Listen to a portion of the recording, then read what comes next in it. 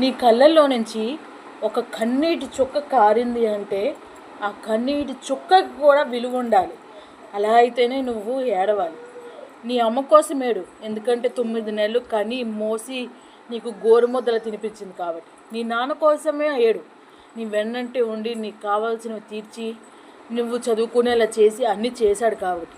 అంతేగాని నీ అవసరం వరకు వాడుకొని చేసి నీతో తిరిగి తందనాలాడి అన్నీ చేసి ఒకరి కోసం నువ్వు ఏడ్చావు అంటే ఆ కన్నీటి చుక్కకు కూడా విలువ లేకుండా అయిపోతుంది. కాబట్టి నీ ప్రతి కన్నీటికి కూడా ఒక విలువ అనేది ఉండేటట్టు నువ్వే చేసుకోవాలి. అంతేగాని చిన్న చిన్న వాటికి ఏడిస్తే ఆ కన్నీటి విలువ కూడా పోతుంది.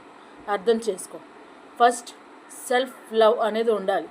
నీకు నువ్వు లవ్ చేసుకుంటేనే నీ మీద రెస్పెక్ట్ పెరిగి నిన్ను కాదన్న వాళ్ళకి కూడా వదిలి నీ లైఫ్ని నువ్వు లీడ్ చేయగలవు.